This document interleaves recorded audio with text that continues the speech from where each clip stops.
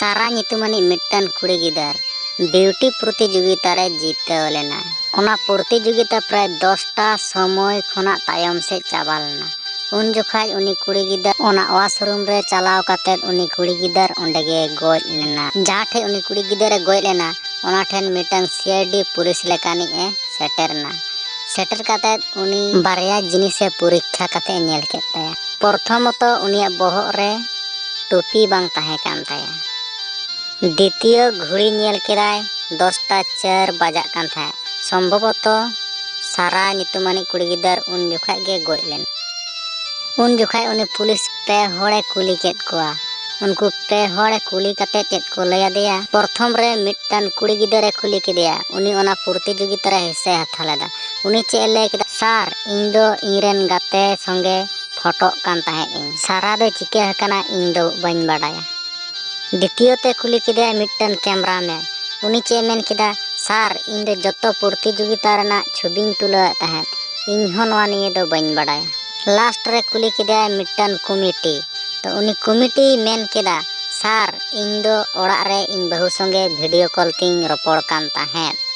इन हो बाñ बाडाया। ताहले सानाम गाते को पे आजम केत ताबोना नुकुआ कथा को से नुकुआ जहां मेन तेना को। तो ओना खोना आपेया मोने रे से संदेह रे अकोयटा कनाय उनी कुड़ी गिदार दय गoj एकादेया।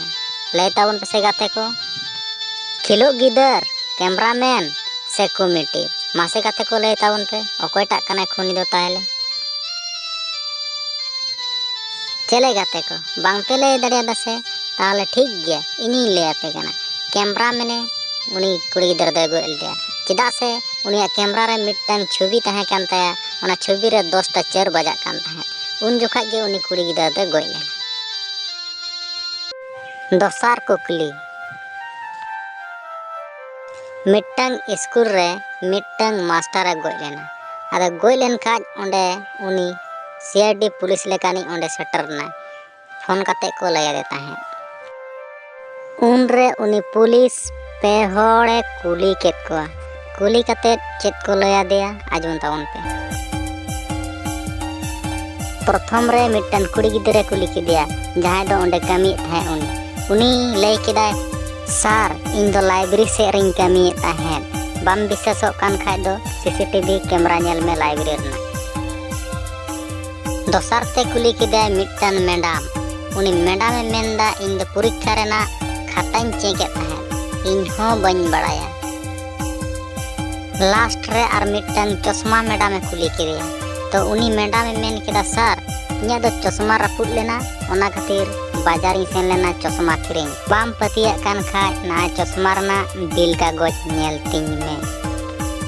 ताहले गाते को मासे लय ताबोन पे उनी गoj होड़ा हड़मो नेल काते आर नुकुआ कथा को आजम काते ओकोय कानाय खुनी से अपराधी लय ताबोन पे से गाते को। मा तबे गाते को नोआ को खुली दो आपे लगी भागी गाते उइहर काते चिंता काते भावना काते लय ताबोन पे अकोयटा कना खुनी से अकोयटा कना अपराधी। ओंडे कामियानी 1 नंबर मैडम से 2 नंबर मैडम अकोयटा कना को खुनी आपे कमेंट काते लय ताबोन पे। मा आपे लगी नोआ दो कमेंट बॉक्स खाली गे ताहेना।